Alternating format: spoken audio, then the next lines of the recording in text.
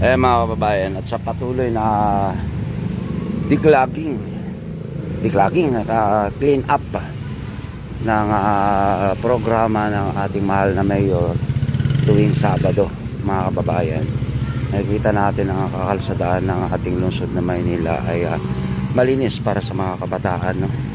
Kasi may nakikita tayo dito na nagkakandak ng clean up drive. Bali, ito yan sa may paraiso ng Batang Maynila, at napapangalagaan ang kalinisan dahil sa programa na ganito. So kakatapos lang nila, mga kababayan, yung nakakasakop na barangay dito. Okay na humusga sa ibabaw ng tulay.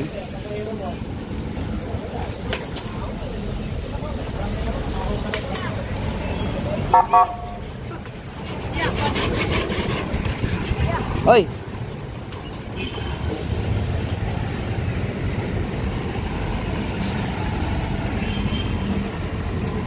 Well done na sila, mga kababayan. At dito naman tayo sa kanal ng katabi ni Manila Zoo. Ongoing din po, mga kababayan, yung pagkuha nila ng borak dito.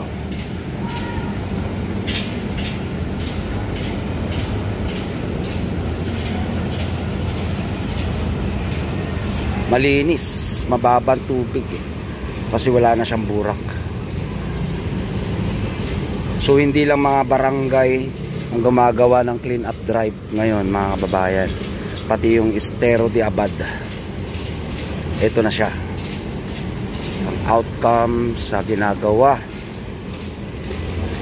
ng dahil sa mandato ng ating Yorme Isko clean up drive every Saturday. Ito po ang witness natin. Sa mga hindi nakakaalam ng Estero de Abad, mga kababayan, ito po ay nagdudugtong mula po sa De La Salle University, Vito Cruz, yan hanggang dun sa may Osmeña.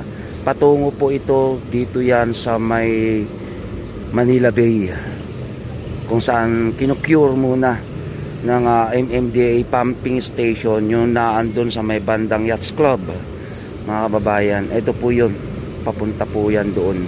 So sa sitwasyon ngayon dito sa Estero de Abad, mga kababayan, napakababa ng tubig at continuous yung pagtatanggal ng burak ng backhoe. Ayan, mga kababayan, ng ating taga DPS. Lapitan natin.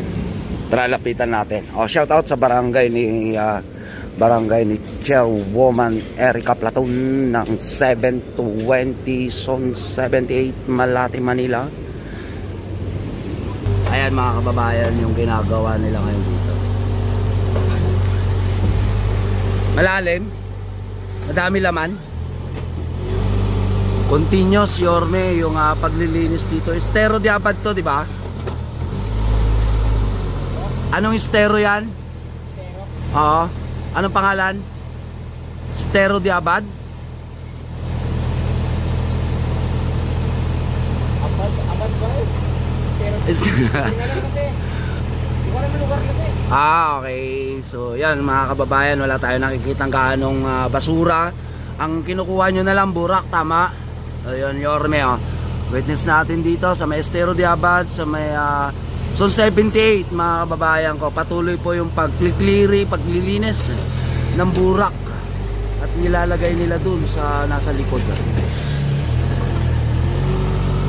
Ganyan po ang totoong senaryo sa tinatawag natin na kanal sa lungsod ng Maynila. Baho, itim burak na burak talaga, mga kababayan.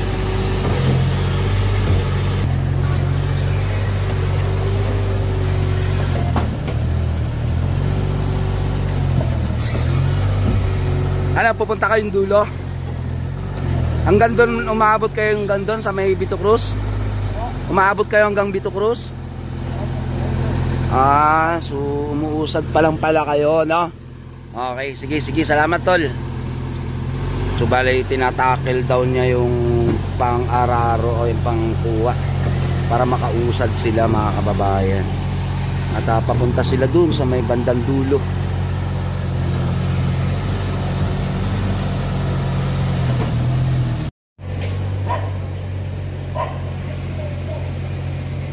So yan, paliko po yan dyan mga kababayan ko. Papunta dun, tapos hanggang dun sa may Vito Cruz.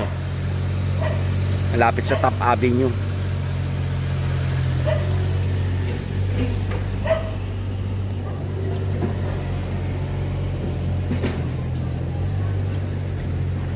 Laking tulong na ito mga kababayan ko. Dahil napapalalim niya yung ilog. Ayan, at may ibsan yung pagbaha. Dito yan sa Zone 78, ayun, kinakarga niya na lalo na yung mga may halong basura.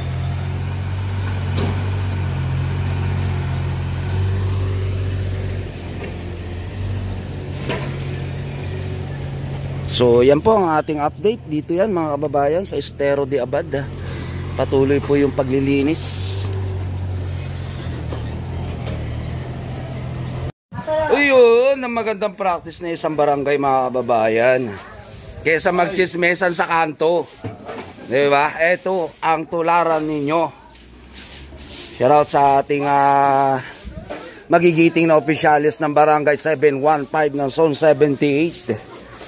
Sa pamumuno ni Chairman, ano nga ba? Ulit pa. Chairman Salud. Chairman Salud. Oh, alas 8 kayo nag-start? Oo. Ito na yung last nyo o nagsisimula pa lang kayo? Ito na yung last. Okay, mga kababayan. At nakaka-impress naman. Yorme, ang pruweba sa katotohanan na nakikita sa ating camera. 715 mga kababayan. Tapos na sila actually. Kasi nga naman kay TV, anong oras ka na gumigising Diba? Malinis na. Mga kabarangay, labas na kayo, malinis na kapaligiran. Diba? Ayos, Boss Randy. Ganito ang nagiging itsura ng isang lugar na malinis dahil sa ginagawa ng opisyalis ng barangay. Kaya mga kababayan, masikip pero makikita mo yung kagandahan ng linis magiging payapa ang ating dito, no? Ayun mga kababayan, iskinita wise, linis, di ba? Kodo sa mga barangay opisyalis natin.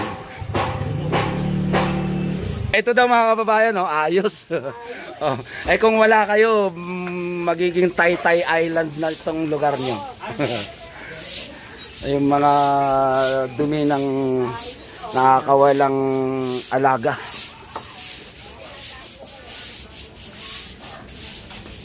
Ano na yan, bossing? Downy? Downy yan, Downy? Wow! Matapos linisan, may Downy pa.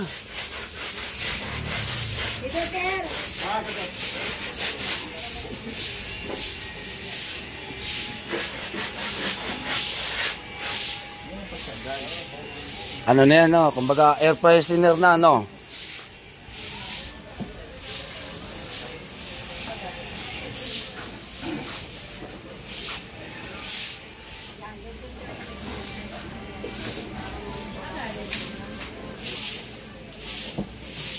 Yung sinasabi nila mga kababayan ay component ng water tsaka Downy. Ayan, at itinakalat nila.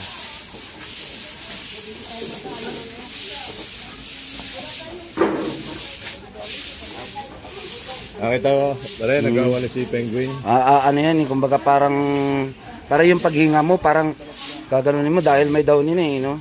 Kasi puro tayo kanina Taytay Island. Nagkalatan tayo rito. Pero mabutit meron tayong mga opisyal ng barangay na walang kasawa-sawa sa paglilinis. With or without mandate, di ba, boss? Para sa mga constituent ng barangay. Ito yung magandang i-promote, mga kababayan. Shout out naman, ano po yung may input mo sa programa na ginawa nyo ngayon dito sa inyong barangay? Tuloy-tuloy lang. Kailan ba tayo nag-start? Ay, tagal na po kahit wala pang binababang memo si Yorme.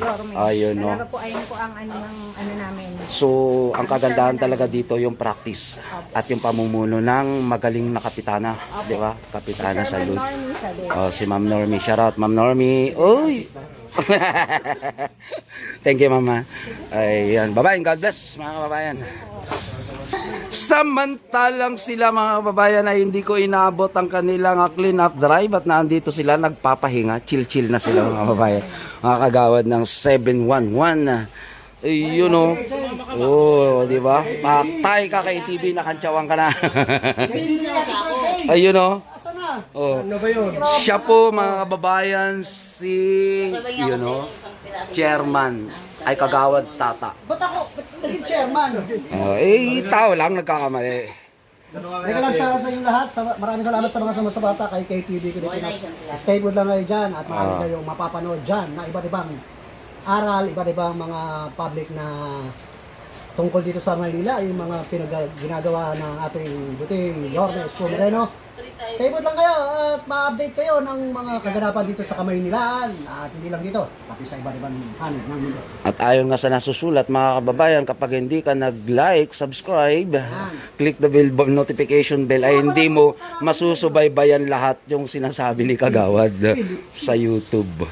Nakatapos lang namin mag-clean up drive. Medyo na late lang yan. Kami sana kukunan yan eh. Oo nga eh. Panadatnan niya yung kabila.